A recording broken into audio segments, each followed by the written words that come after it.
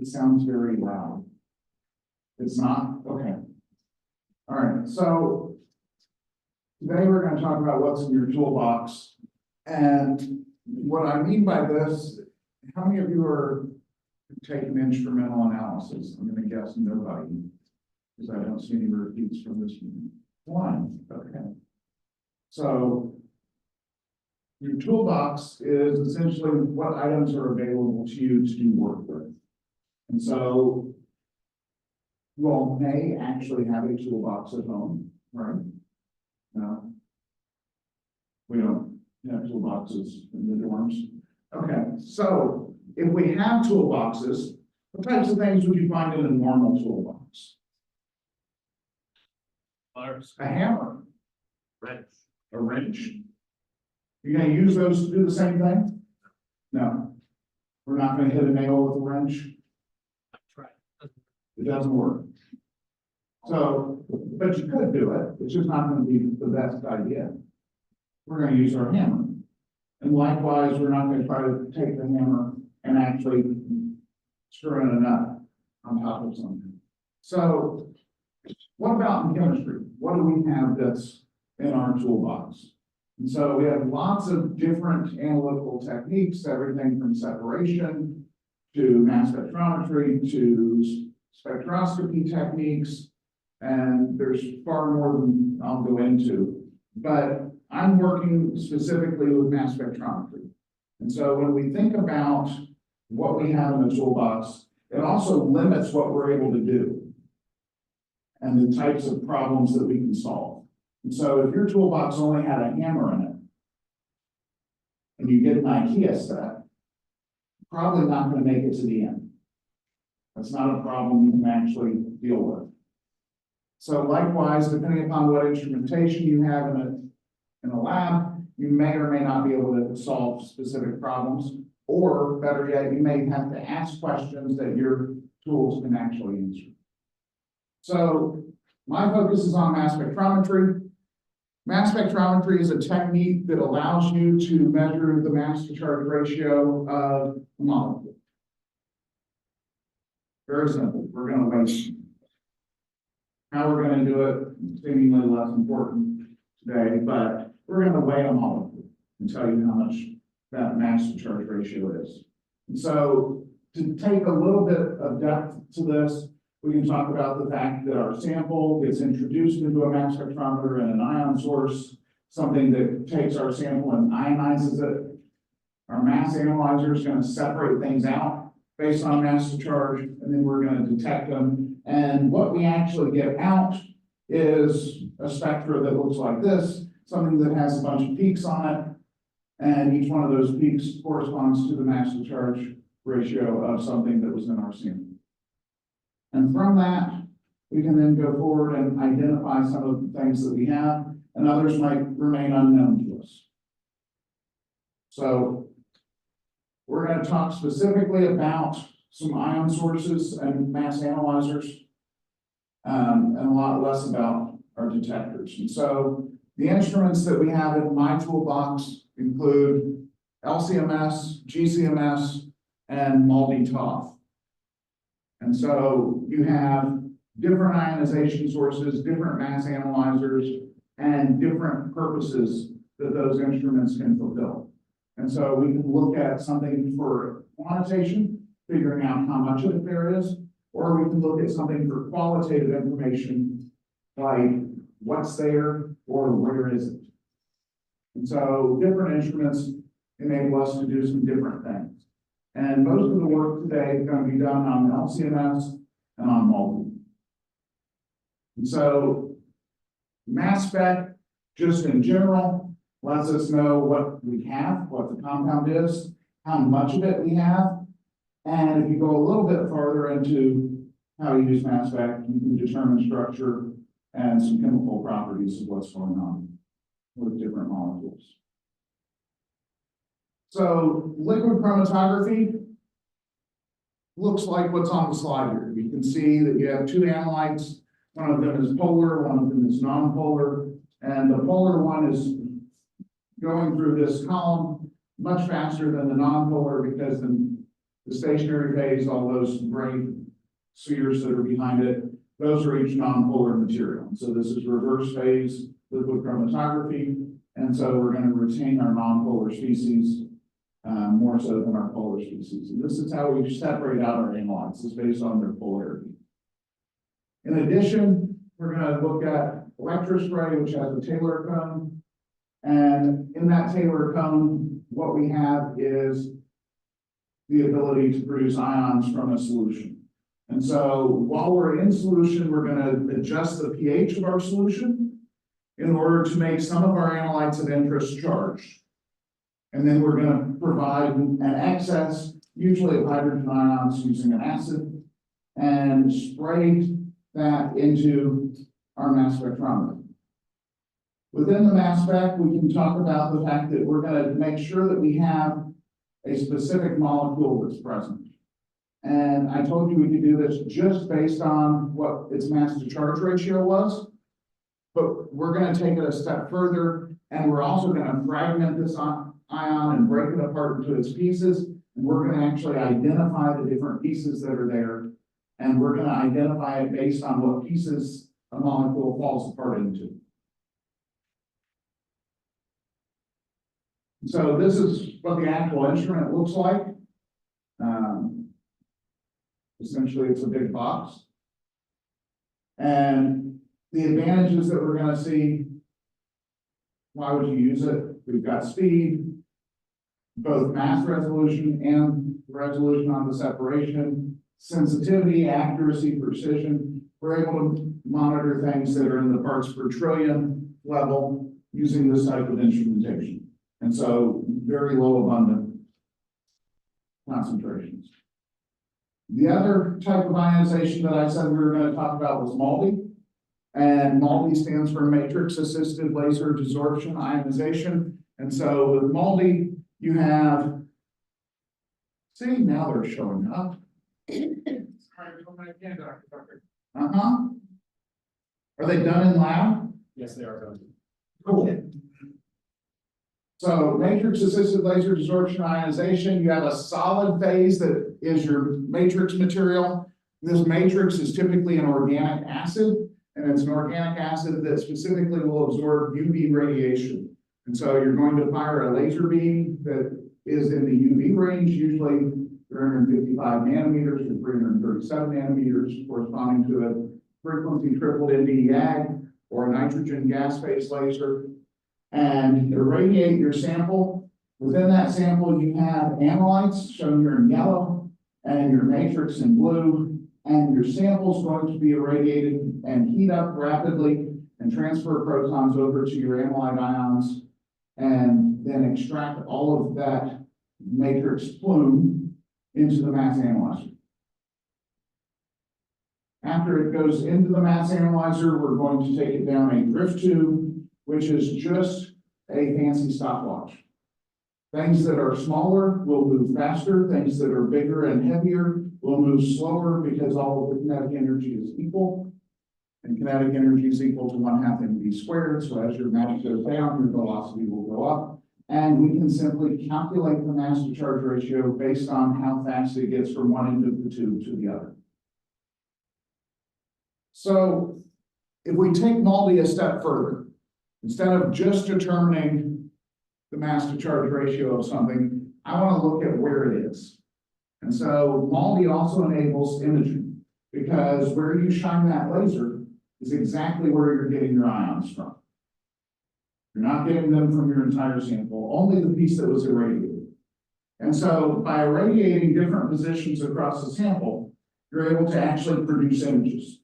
At every time you shine the laser onto your sample, you're going to get the whole mass spectrum, all the analytes that are there, that are ionizing. Then you can go back and use a computer and do some fancy stuff and correlate where in your sample each mass to charge ratio is observed and at what relative level. You'll get some pictures that look like the ones on the screen, which show you a few different compounds in a brain. This one, you have an entire organism. This is an entire mouse that was sectioned longitudinally. And so you can see the mouse from head to tail, and all the different organs in there are colored differently because they contain different prominent mass analytes. So this figure has been around for a little while to describe the research that I do.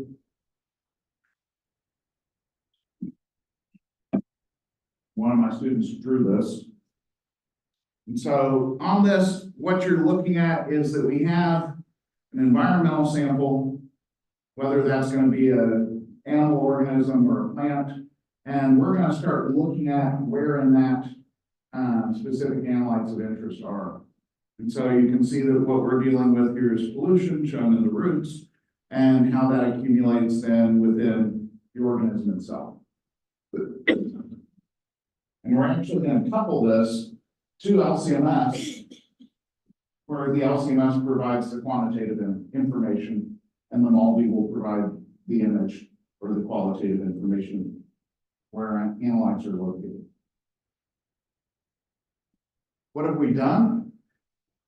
Well, our work has varied from plants to ag to earthworms or invertebrates. We've done vertebrate organisms that are aquatic. We tried some forensics with fingerprint analysis. We did algae, and we've also done cancer. And so most of the work that we do is located in the environmental field, and then through collaboration, we end up in other fields as well. So what we're going to talk about today, we'll focus primarily on the plant and animal models, and if we have time, maybe a couple of others. So it's kind of a literature review here. The first time that a xenobiotic or a pharmaceutical or an anthropogenic substance was located within the environment and imaged within a freshwater vertebrate was actually done in my lab, and we'll talk about that data in a few minutes.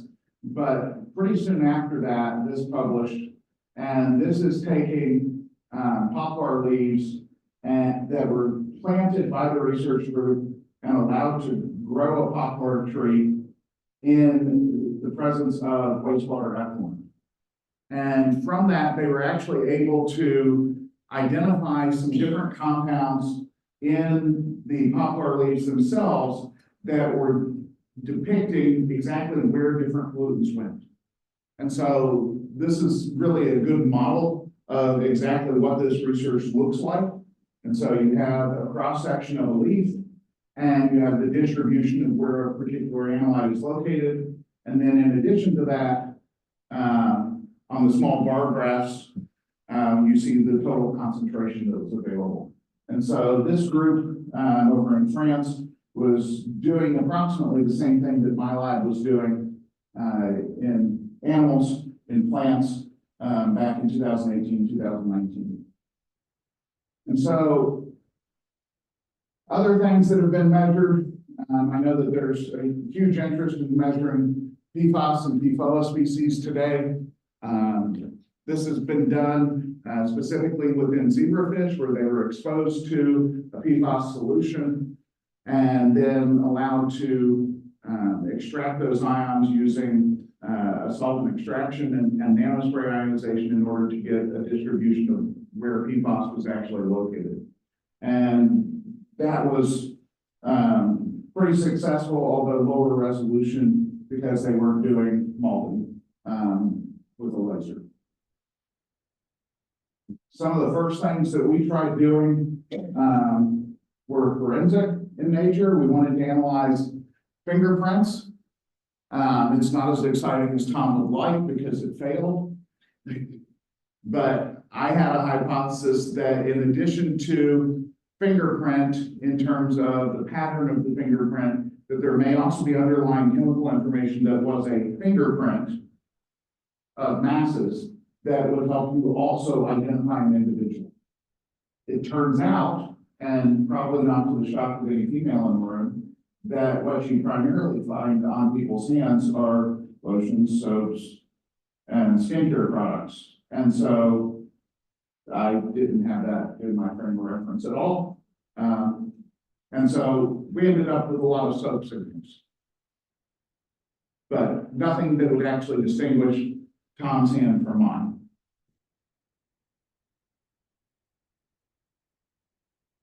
So going back and taking a look at a little bit of an overview, what we're going to dive into right now is a little bit of aquatic toxicology work and using the fathead minnow as a biomonitor. And so a biomonitor is something that can tell us something about the environment that it's in. How many of you are familiar with a canary in a coal mine? No, this doesn't go over as well as it used to. So canaries were used in coal mines because they would die of suffocation before the human would. And so it can tell you when there was carbon monoxide or other dangerous gases that were present and squeezing out the amount of oxygen that was there. And so when the canary dropped dead in the coal mine, literally, your job was to get out because it was done breathing and you were next. So biomonitors are like the canary in the coal mine. They tell us something about the environment and how they're being helped or hurt by what's around them. You might have something that affects cell structure, morphology, the presence of specific compounds, metabolomic compounds, like amino acids. It might change their behavior. It might change their reproduction structure. It might change any number of different things. But it's telling you something about the environment and what it's doing to it. And so we were trying to find new biomonitors that could be used in research. The two organisms that we chose first were planarian flatworms and fathead minnows. Planaria were chosen because one, my PhD research group had used them before, and so I was familiar with the planaria. And it's used as a neurological model, it's used as a regenerative model. And so there were several things about a planaria that I was interested in looking at. And we'll talk about how successful that was, because research always works the first time. And then we also wanted to look at fathead minnows. Fathead minnows and zebrafish are two of the most common aquatic vertebrate model organisms, and fathead minnows were cheaper. So what we started with analyzing was pharmaceuticals. And we looked at pharmaceuticals specifically related to antibiotics and endocrine disruptors.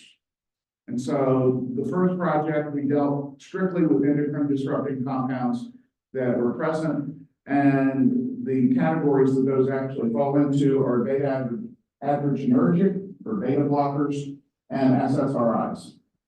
And so here's the list of compounds that we were looking at.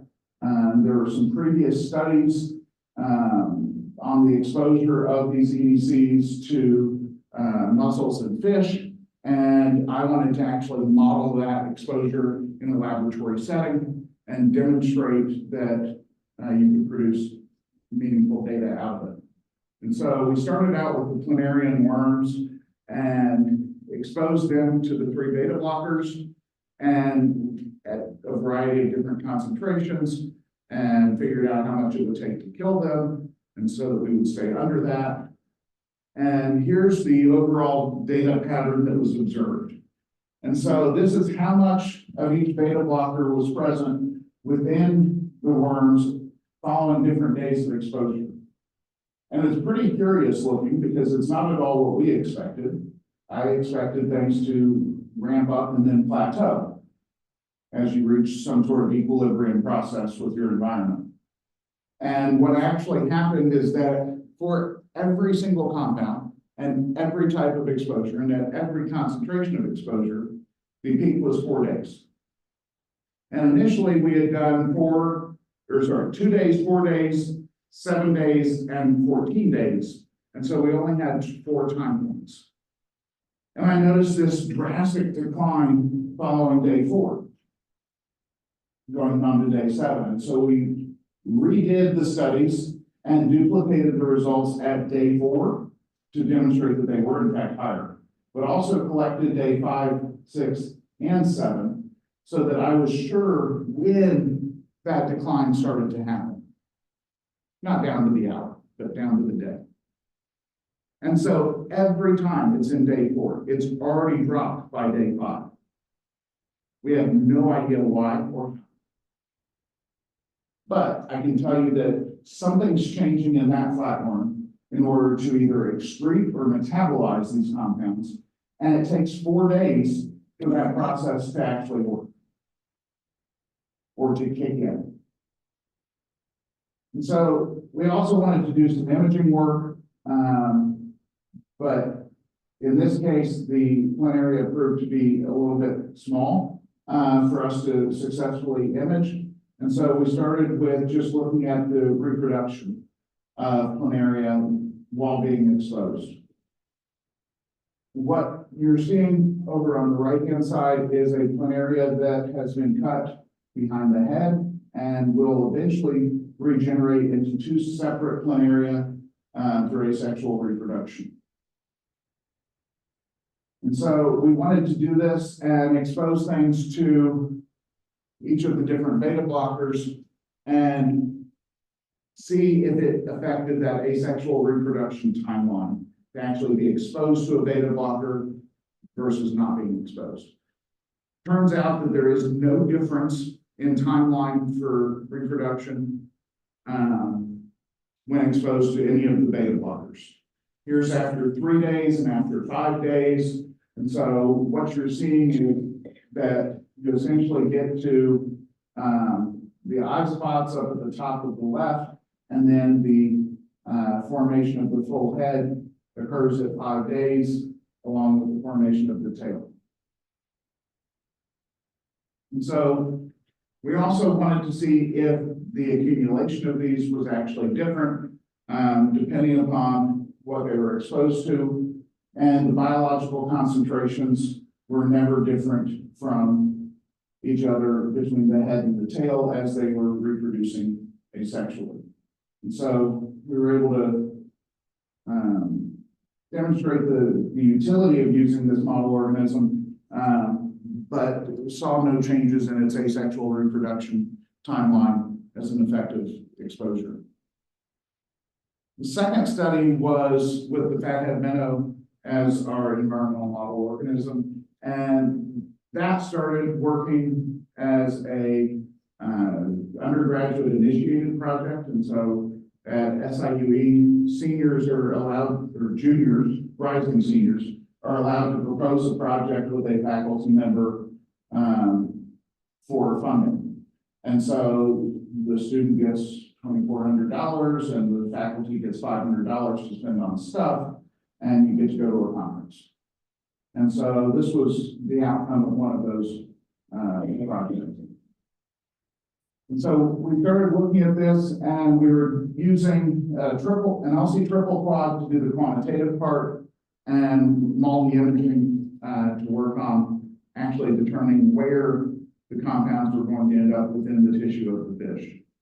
And so you have acebutolol exposure, so again, back to the beta blockers, and consistently what we were able to determine is that the biological accumulation factor, which is your biological concentrations divided by your exposure concentrations, continued to increase with decreasing concentration. So at a very, very low level in the environment, the organism was more likely to accumulate a relatively higher concentration than what it was surrounded with. You eventually got to a level where it couldn't absorb any more, and therefore had biological accumulation factors that were lower because what we were exposing it to was higher than it was going to absorb. And this was consistent for just about every drug that we were looking at.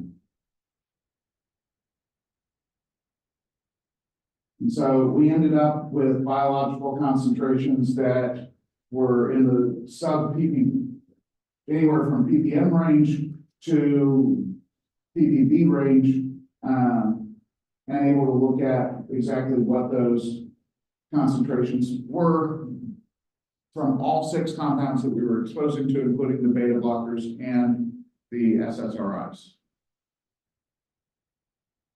The interesting part was when we moved on to imaging. We wanted to find out where those compounds were accumulating in the body. We were only able to ionize 4 of the different compounds using different ionization process than electrospray, and so not everything that ionizes by one is going to ionize by the other. And so the study got limited down to 4 different compounds. I'm showing you 3 of them here: propranolol, citalopram, and paroxetine. And what you can see within the citalopram and paroxetine is an accumulation along the spinal cord. And so we took this to be a good indicator of accumulation within the nervous system. Citalopram and paroxetine are both SSRIs. If you're familiar with SSRIs, then you know that what they actually are targeting to affect is the brain chemistry. And so propranolol, being a beta blocker, should accumulate differently. And so it accumulated within the abdominal cavity, and that was related to the fact that beta blockers accumulate quite well in smooth muscle tissue, and within the abdominal cavity, you have a significant amount of smooth muscle. And so after we saw where things were located by mass spectrometry imaging, we went back and started dissecting out the brains and the stomachs, or the abdominal cavity of the different fish, homogenizing them in very tiny blenders, and quantifying what was there. And so you have a variety of different levels of concentration biologically from citalopram and paroxetine. And when we compared those 2 compounds for the whole fish analysis versus the brain analysis, you can see that for citalopram, you actually have a lower concentration within the brain than you do for the whole fish. And if you look at the imaging for it, it was along the spinal cord, not necessarily just in the brain chemistry. And so, is it possible that it accumulated in the spinal cord in addition to the brain? Sure. And so, this wasn't that unexpected. Paroxetine had a little bit more exposure, or a little bit more signal up here actually in the brain region, and it actually showed a 20-fold increase of concentration when you compare the brain chemistry versus the whole organism homogeneity. So both of these projects were intended to target aquatic toxicology, developing models, developing experimental method platforms that could be used in order to demonstrate what happens in model organisms when you expose them to environmental conditions. We had some interesting data from it, especially from the fish. And the fish was the first time that anyone had done complementary MS analysis for aquatic toxicology purposes that combined the quantitation and the imaging data into one study. From there, we started moving forward and wanted to start looking at terrestrial exposure. A lot of the other work that I've done in the lab has been related to agricultural products. And so trying to figure out how terrestrial pollution also impacted organisms was of interest. And this is another student-initiated project. And she will graduate with her master's this summer. And so she's been working on this one for 3 years. Some projects go really, really well, and other projects go really, really slow.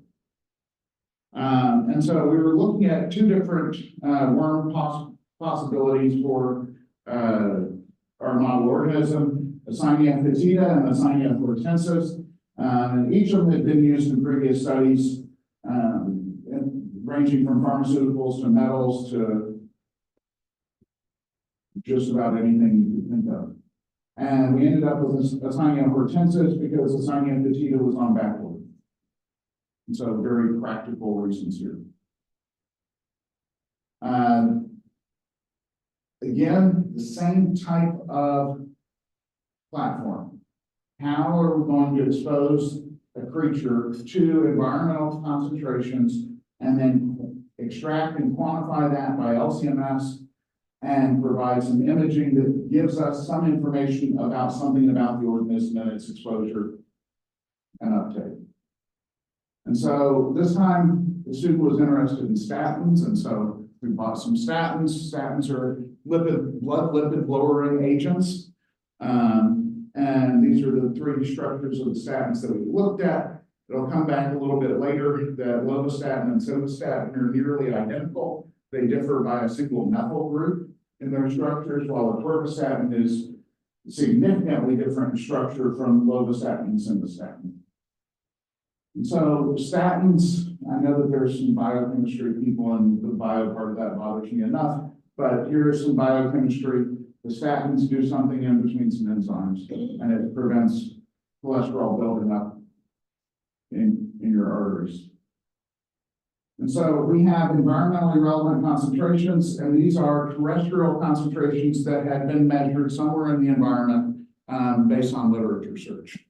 And so the 100% represents exactly what was in, or rounded exactly what was in those environmental samples, while 10% and 1,000% represent what it's like if we find less of it, along with what happens when pollution gets worse.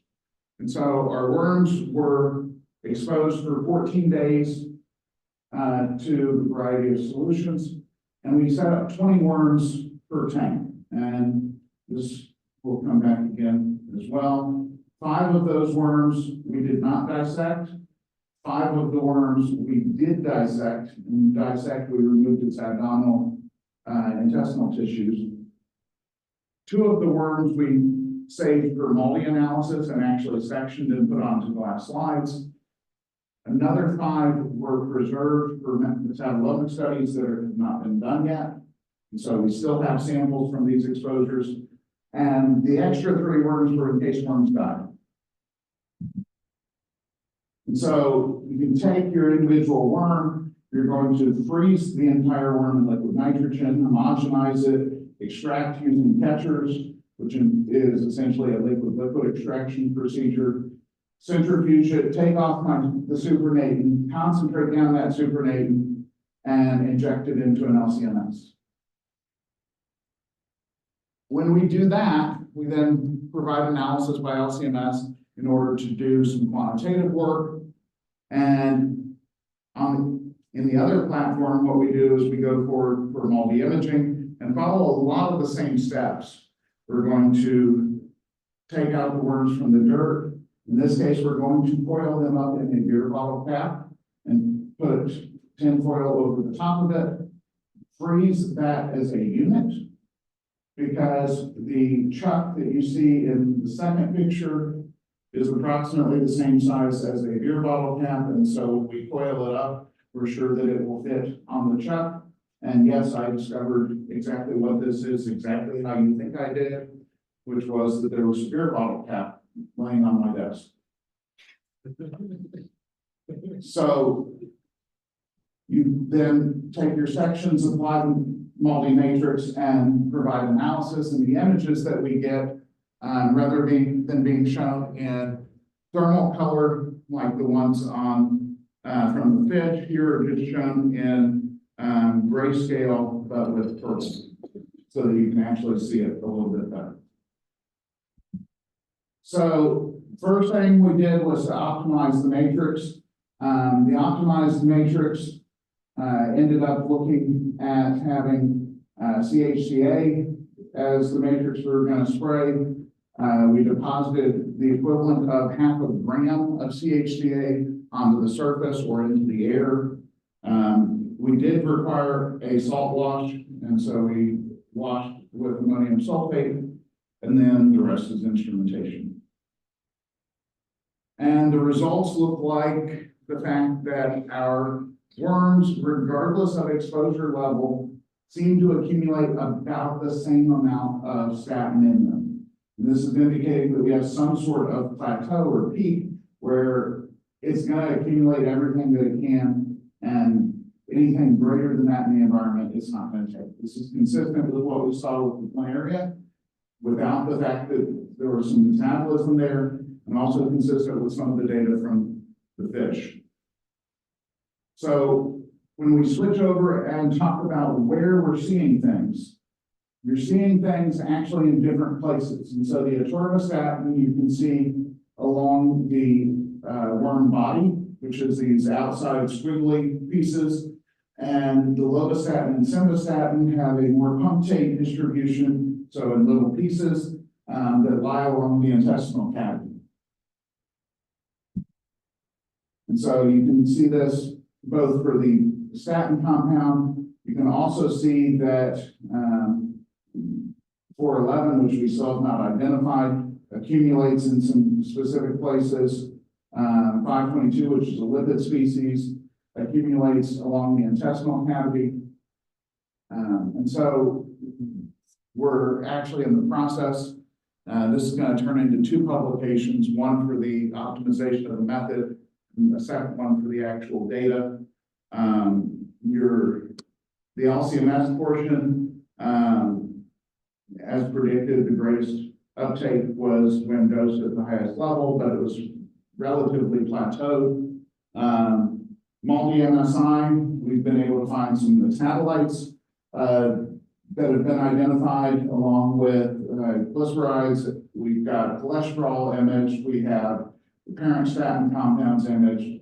And so with all of that, the data will turn into a second piece. And this is my graduate student, Kendra, presenting during COVID, when we presented one of the first papers on this.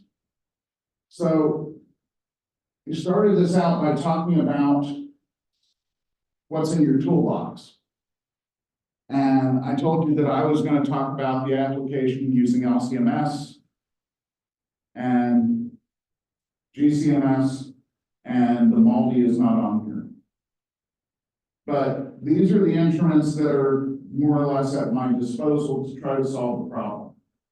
We've got liquid chromatography with different detection methods, including mass spec, UV vis, refractive index, and evaporative light scattering. And so we have a variety of things we can do at the end of a liquid chromatography problem. We've then got UV vis, NIR, X-ray fluorescence, GCMS, and MALDI. And so the lab is packed with a bunch of instrumentation that is fun to solve different problems with, as long as what you need can be solved by either a mass spec or one of the other techniques. Edwardsville as a chemistry department, and this is the relatively updated poster. Includes a lot of different faculty, 4 in biochemistry, 2 analytical, a chemical education person, 3 inorganic, 3 organic, and 2 in physical chemistry, along with 3 instructors.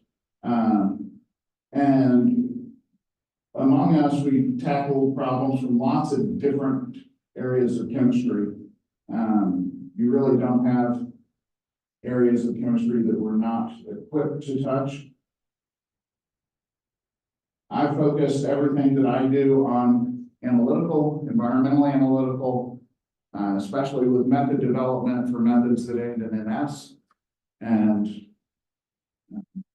reach out if you want to know more about it, and my website is listed on the title slide as well. This is the used to be new building. It's about a decade old now. And so this is the science building for research, and give credit to where credit's due. I have collaborators internally and externally, both current and past, from different departments at SIUE, along with different institutions and companies on the right. This is the lab, I think, at the last group dinner at my house, along with funding sources that we've had over the years. And you can see that the amount of work that it takes to do one of these projects is immense, because it takes a lot of people. The worm project alone will consume both the managing graduate student along with 3 or 4 undergrads in order to keep everything alive, measured, and hydrated, and then provide all the dissections of her samples. So that, thank you. And I will take your questions.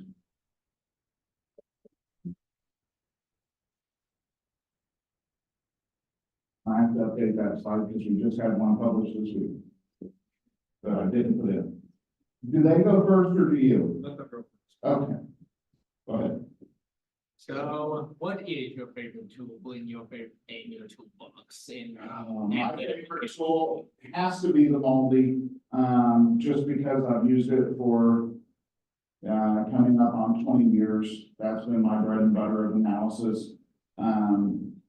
Mass spec imaging is what I did my PhD work on, and the method development back then was really fundamental to the field that different groups were doing. And I told people, how many of you do research now? Not you, Tom, them. Okay, so not many. How many of you can explain why you do what you do research on to your parents? Why do I feel like this is cheating? What do your parents do? What do they do? My mom was a vet tech. She runs her own business now. And my dad's So they're at least not chemistry professors. So I did research as an undergraduate in a physical chemistry lab studying the volume of hydration or apparent molar volume of hydrations of cyclic ethers, which means I measured how much a solvent compressed or expanded when sugars were put into solution. And these were values that needed to be entered into the CRC table, where biologists and biochemists go to find numbers to do calculations of stuff. And the explanation that I had for why I did my research was because there was a table with missing numbers. Because that was, to the best as I knew, what was going on. We were filling in the table. I went on to graduate school and I was convinced multi-MSI would become a platform for the detection of cancer, would be on the covers of magazines, and would end up being the next breakthrough in personal diagnostic medicine. And all of those things have happened, but explaining that and convincing that to someone 20 years before it's going to happen is harder. And so I have recognized the potential, and many others have recognized the potential of mass spec imaging when I got into it. And so that's why that has to be my favorite thing, because of the power of what it does today. I stay out of human health with it as much as I can because there's bigger, larger, more powerful institutions that are in that field. And so I've chosen to look at it used for environmental applications, which I am one of about a handful of people in the world that do. Yeah, so you talked about like organisms that are like bioindicators. So Yeah. like, you mostly talked about like worms and like the minnows. Are there like any more like complex organisms, would you say, that like you can use, or would you want to stay more on the more simpler side? A lot of the time, simpler organisms tell you simpler things. And when we get more complex, the answers also get more complex to figure out exactly what caused it. So could I call humans a bioindicator? Absolutely, I can. But figuring out exactly what changed as a result of which exposure gets much more complicated with the complexity of the organism. There's a reason that neuronal model systems exist rather than studying the human brain or the rat brain. We go down and we start talking about invertebrate models for nervous systems because they have countable numbers of neurons in the 10,000-ish for some of them, and a lot fewer if you're talking planarian. And those areas are actually able to be manually dissected, and you can study actually the identical cell from some of these organisms from one organism to the next, be measuring the exact same cell contents doing that. And so when we get too complex, it's hard to get your simple answers back. Yeah. So from what I've heard from animal research with mice and rats, those are especially bred Do you just use regular worms and minnows? I'm using regular worms and minnows. There is a fish farm in Illinois, that I sourced all of the minnows out of, and the worms come from a company called Speedy Worm, and they have really cool stickers that they ship me with each case of worms. Actually, the newest model organism, and we don't have, much data on it yet, we're actually doing crawfish now, which is related to crabs and lobsters, which have also been used as aquatic neuronal models. And crawfish are wonderful for this. Their nervous system consists of a cerebral ganglia along with about 10 ganglia that go down the chain. And my lab has learned how, it is an analytical chemistry lab, you get to learn how to dissect while you're there. To dissect out each one of those ganglia separately and put them into vials and label each one so that we can actually study exactly what type of chemistry is happening within single nervous components that control different functions of the organism. And so, again, going back to simpler models, when I know exactly what ganglia controls feeding and locomotion and those things, I can tell you more about what the effect that I see of accumulation. Earlier you mentioned cancer being something you consider using spectrometry. Do you mind just like listing a couple things to look for when you're? So the cancer that we did was, we looked at ovarian and endometrial cancers in collaboration with the School of Medicine.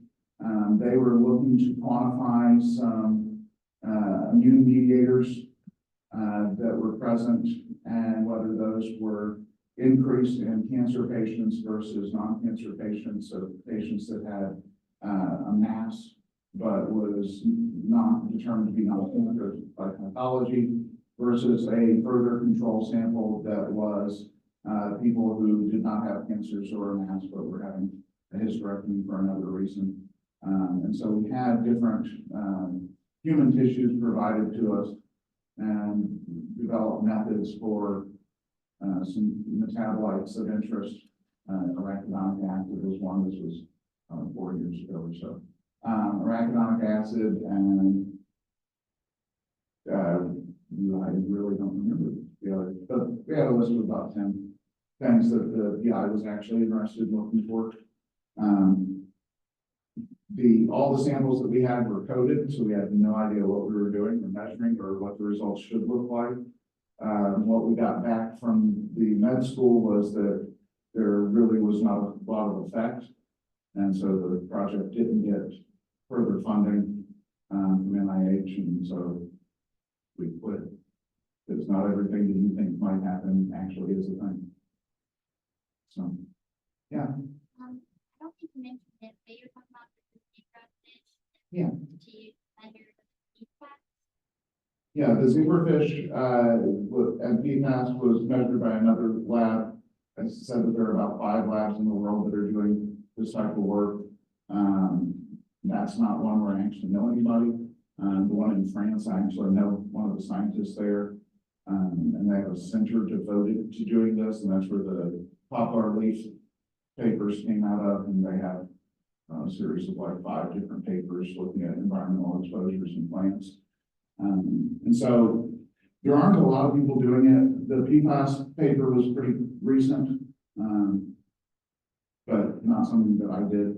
I avoid PFAS at all costs because it's in everything and it's really hard to work with because it's everywhere.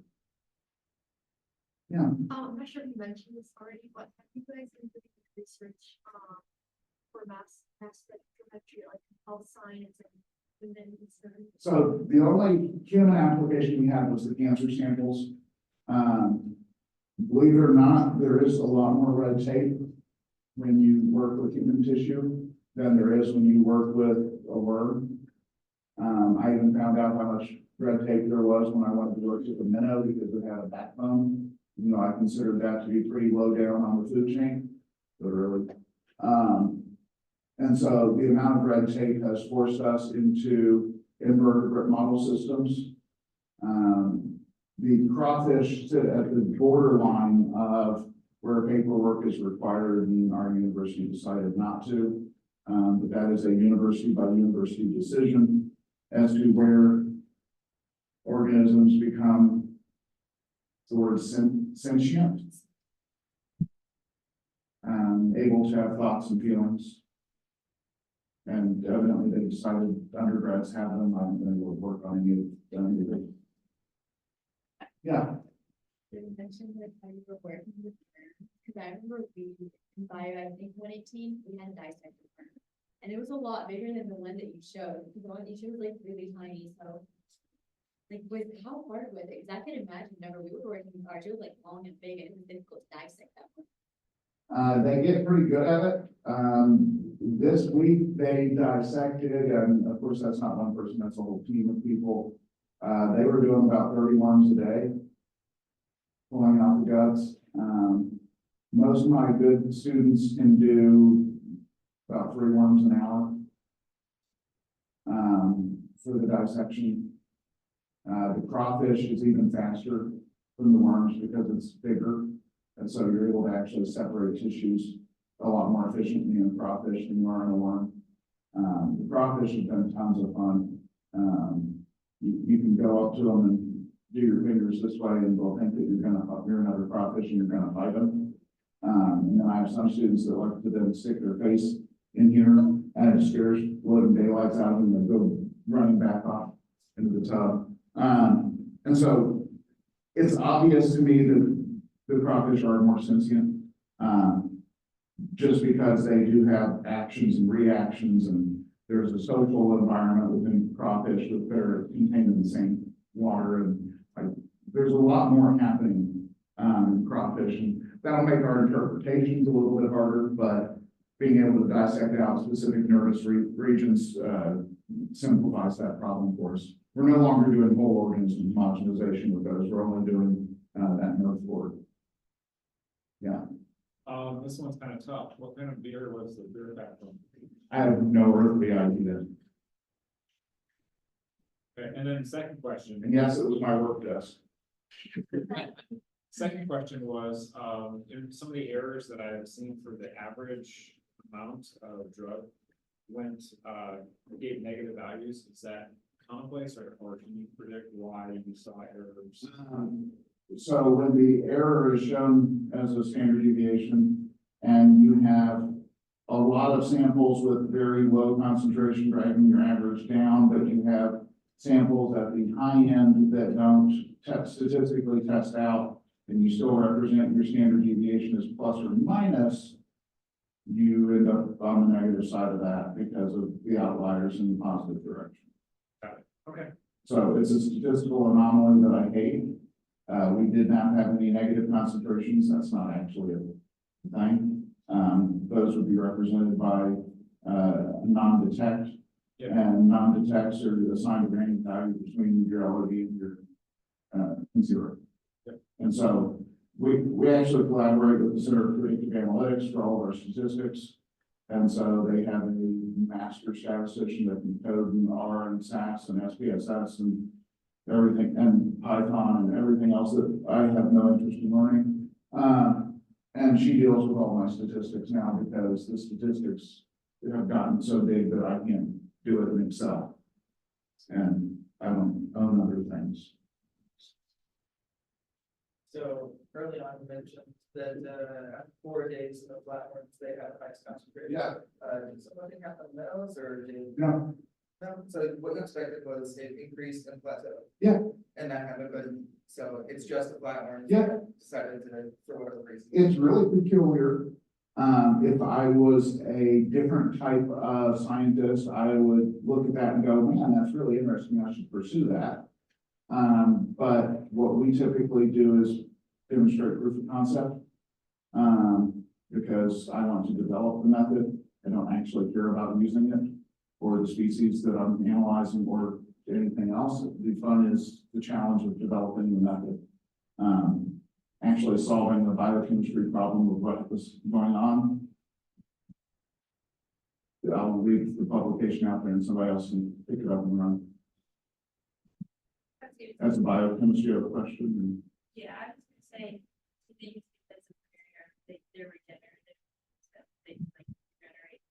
They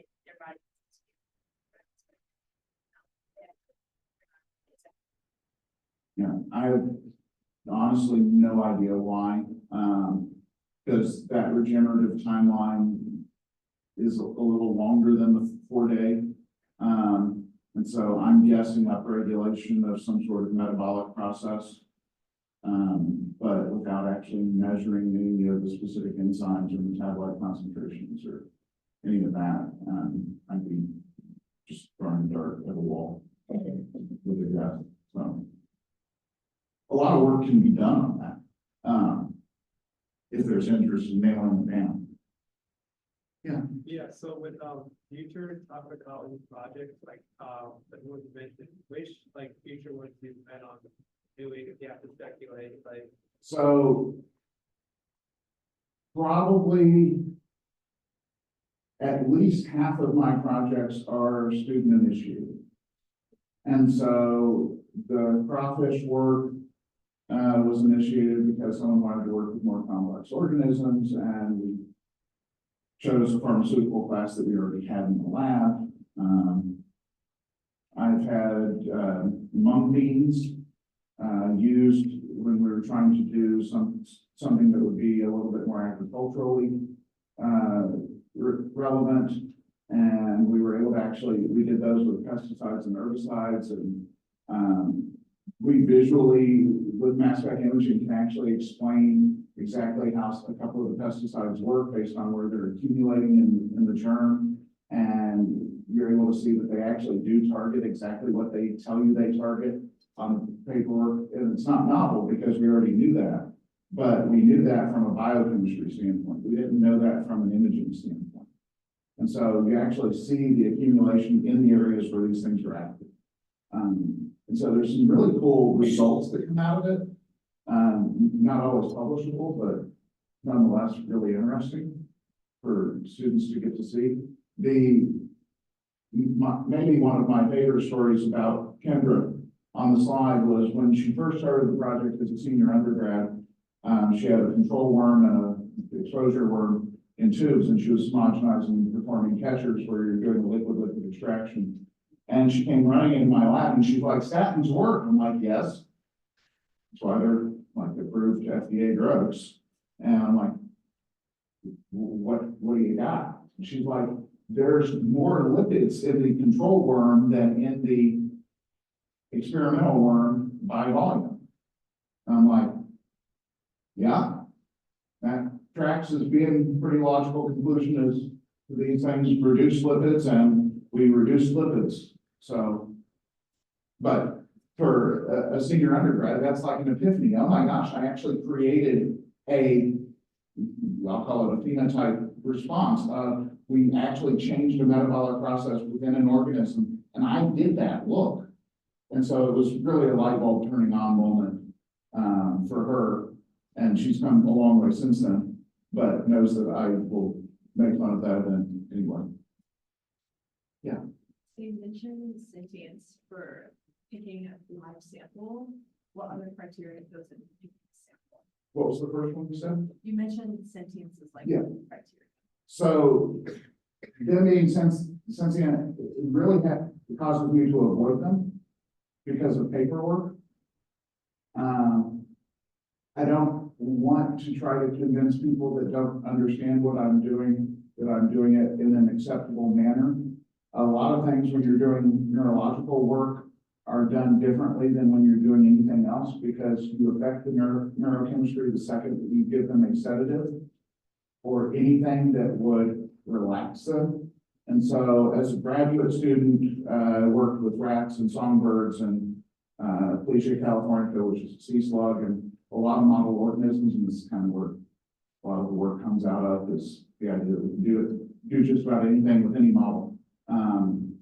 And so for a rat, you would disorient the rat, not by giving it an anesthetic, which would be a more normal palliative measure, but rather by confusing the rat by grabbing it by its tail and spinning it around in circles on a table, because that was disorienting, but didn't affect the brain chemistry that we were actually after. And after that, you put them in a guillotine and chop their head off. But the process of neurochemistry work or neurology work is different for what we think of as a standard anesthetic.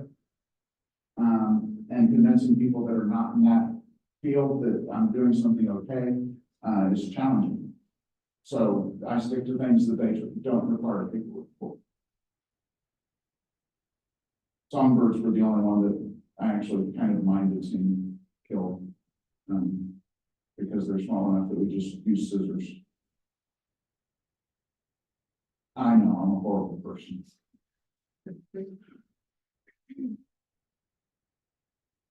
Tom? I'm good. Okay. Would you say it's difficult to maintain instruments? So right now I've got 3 second-year grad students. We have a master's program, so that's the end of the road. I've got 3 second-year master's students. Kendra is one. Kendra is going on to UW-Madison for a PhD, which is a top 5 analytical program. Valeria, who has done some collaboration with Maryville here, is actually in the process of being hired by Shimadzu. They went all the way to, she just did her interview this week.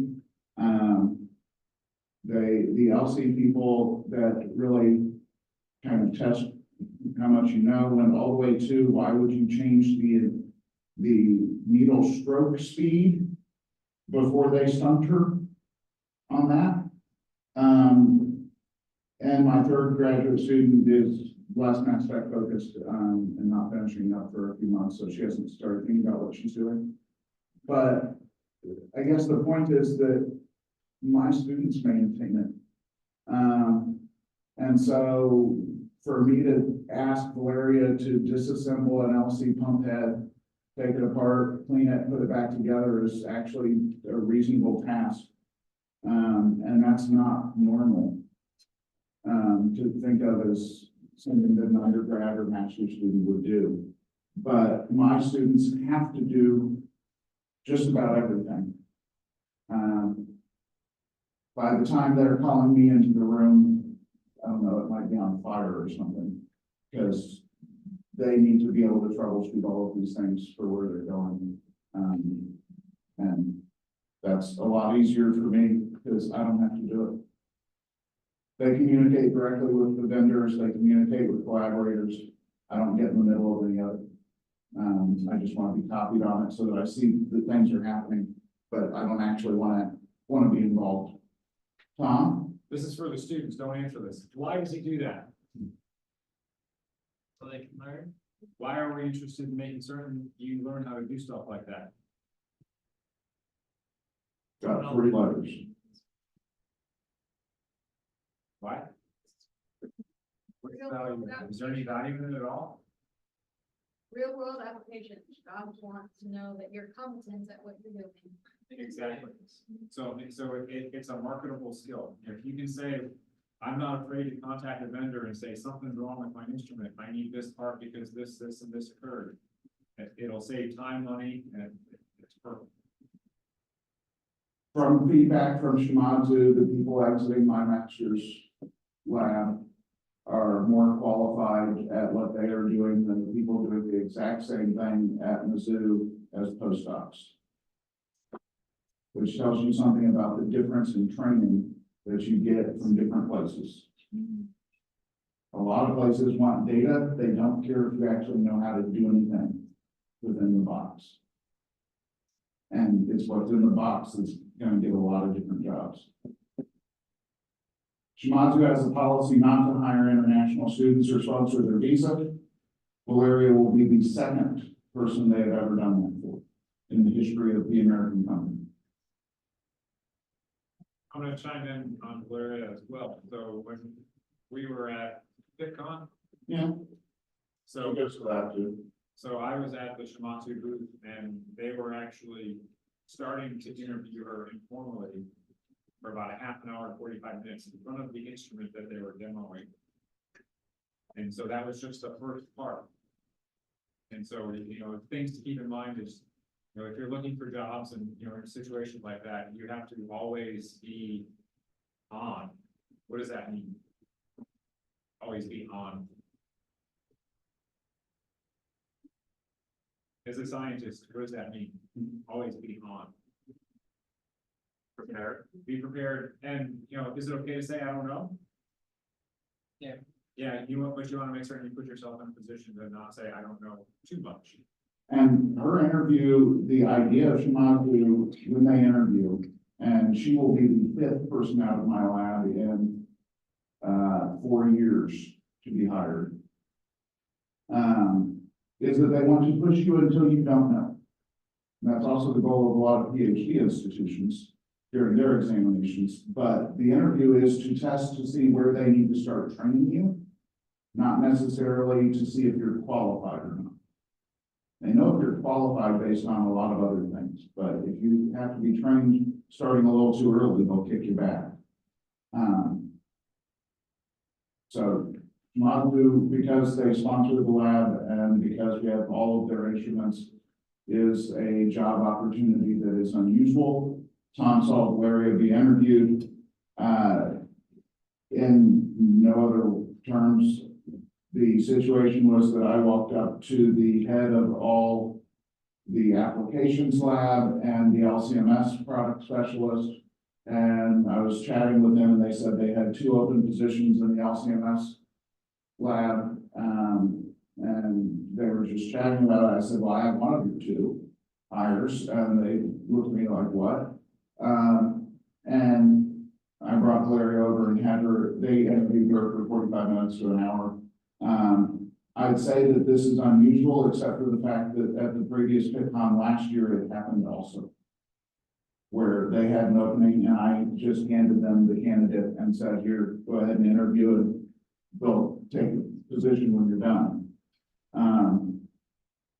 With 5 people out of the lab now going to work for Shimazu, it is a true career path that if you work hard in the lab, you actually can go and do some pretty cool stuff. You do get to move, but, you know.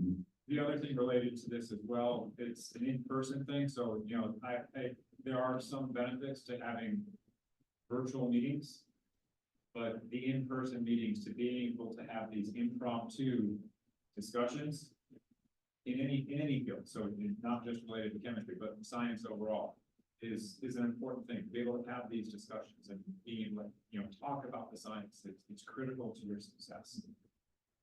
I wish I could say that when I went to meetings, I went to a lot of talks or posters. But the truth is that I don't go to those nearly as much as what the average attendee probably does. A conference for me is a networking opportunity. I see it as nothing more. If I wanted to do something with the science, I can read the abstract, I can read the paper, I can do a ton of other things in order to get that knowledge. What I can't get any other way is showing up and talking to somebody that might be able to help me do something.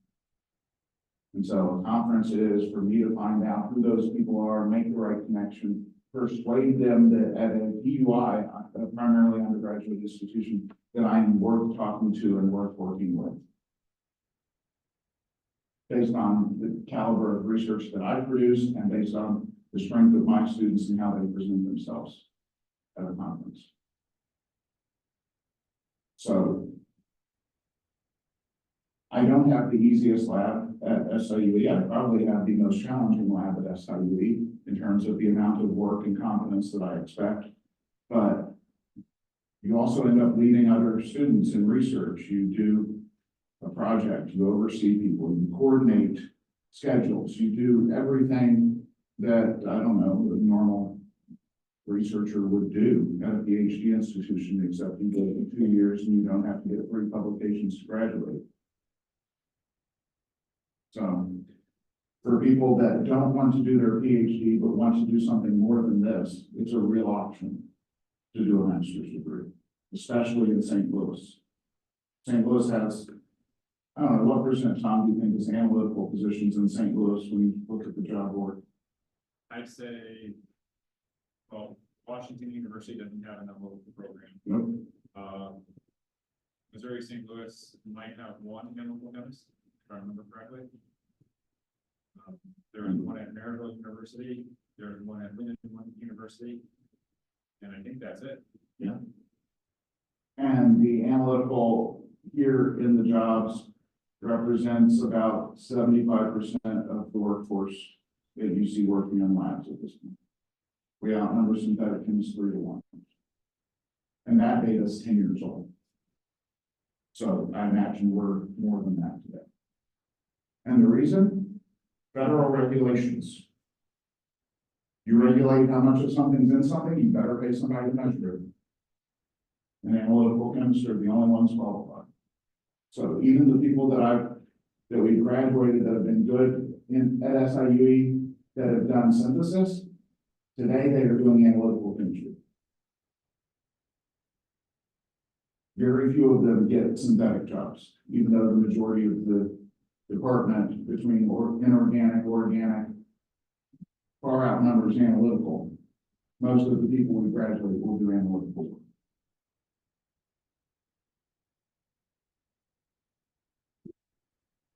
I had a question about, you mentioned earlier what's going on inside the box and how knowing that can help you hold the conversation. How do you know in molding that kinetic energy is conserved? Or how do you know that So, no, there's no markers. Oh, they're up here. So, actually, it might be on the slide diagram.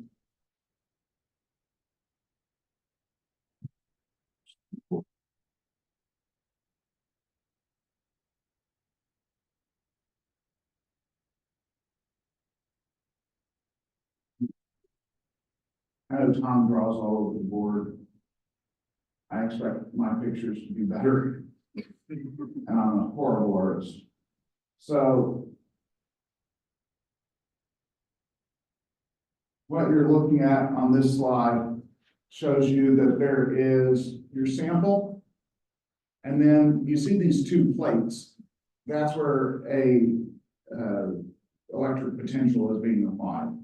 This is all happening in vacuum, where the mean free path between things is far enough that it's not going to hit within our 2-meter flight tube, including a reflectron, which isn't depicted here, or our 1-meter flight tube as it's drawn. And so you're accelerating things with electric potential, and after that, there's nothing. There's vacuum. And so there are no other forces acting upon this. The only other force that typically acts is the reflectron, and that's just a voltage grid that mirrors the ion back the opposite direction and accounts for some initial changes in kinetic energy that arise out of the motion that's present within the plume while it's forming, where you have ions that are isobaric or equal mass that might be moving in different directions. Ultimately affects the width of that beam. But there's nothing else there to actually cause anything. The vacuum requirement for a time of flight instrument is lower than that of a quadrupole or ion trap instrument. And that's because of that long mean free path that's required. This might be a dumb question, but what's the country of origin of Shimatsu? Japan. Japan. The reason that Shimatsu can do what they do with universities like SIUE is because Shimatsu is not a publicly traded company. It is still privately held in Japan. And with that, the company actually has very Japanese values of family and support. And you actually get that Japanese culture even within the American arm of the company. A lot of the people there have been there for 10+ years or their entire career. And so it's a good group of people. And I do a little bit of talking for Shimatsu as well, as part of the arrangement for discounts on instrumentation.